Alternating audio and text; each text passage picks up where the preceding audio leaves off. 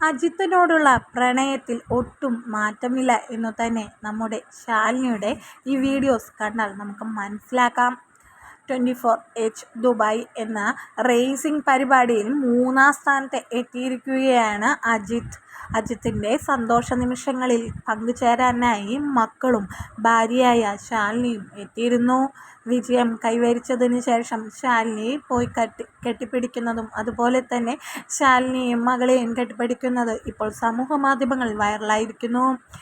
അജിത്തിൻ്റെ ഈ പരിപാടി കാണുന്നതിന് വേണ്ടി ഉറ്റ സുഹൃത്തായ മാധവനും അവിടെ എത്തിയിരുന്നു.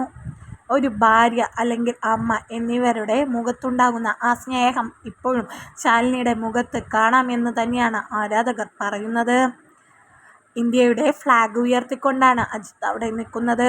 13 വർഷത്തിന് ശേഷമാണ് അജിത്ത് വീണ്ടും റേസിങ്ങിന് ഇറങ്ങിയിരിക്കുന്നത്. റേസിങ്ങിന് തൊട്ടു മുൻപായി പരിശീലനത്തിനിടെ 180 കിലോമീറ്റർ സ്പീഡിലാണ് നമ്മുടെ അജിത്ത് ഓടിച്ചിരുന്ന റേസിംഗ് കാർ അപകടത്തിൽപ്പെട്ടിരുന്നത്. കാർ ഒരു സ്ഥലത്ത് പോയി ഇടിക്കുകയും പിന്നീട് അത് കറങ്ങി വരികയുമാണ് ഉണ്ടായത്. പക്ഷേ ഭാഗ്യത്തിന് താരത്തിന് ഒന്നും സംഭവിച്ചില്ല. ശാലിനിയോട് ഒരുപാട് നന്ദി പറയാനുണ്ട് എന്ന് തന്നെയാണ് അജിത്ത് പറയുന്നത്. കാരണം ശാലു നന്ദി ഈ റേസിങ്ങിനെ സമ്മതിച്ചത്. കാരണം ഒരു ഭാര്യ ഒരിക്കലും ഇത്രയും വലിയ റിസ്ക് എടുത്തിട്ട് സമ്മതിക്കുക എന്ന് പറയുന്നത് വളരെ വലിയ ഒരു കാര്യം തന്നെയാണ്.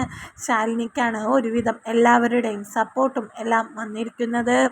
താരം വളരെയധികം കഷ്ടപ്പെട്ടിട്ടാണ് ഈ ഗെയിമിൽ വിന്നറായത് തന്നെ എന്ന് തന്നെ പറയാം. സ്വന്തമായി ഒരു റേസിംഗ് അജിത് കുമാർ എന്ന റേസിംഗ് ടീം വരെ അജിത്തിന് സ്വന്തമായി ഉണ്ട്.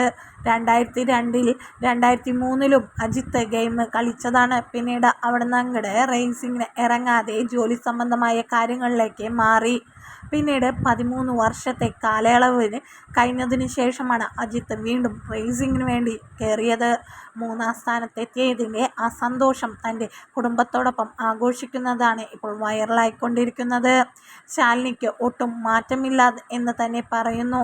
എന്തായാലും അജിത്തിന് ഇത്രയും വലിയ ഒരു അംഗീകാരം കിട്ടിയത് തന്നെ ഇന്ത്യ താരങ്ങളായ എല്ലാവർക്കും വളരെയധികം സന്തോഷമുണ്ടെന്ന് അറിയിച്ചുകൊണ്ട് എത്തിയിട്ടുണ്ട്. കമലഹാസൻ, മാധവൻ, പേളിമണി അങ്ങനെ കുറേ പേർ എത്തിയിരിക്കുന്നു.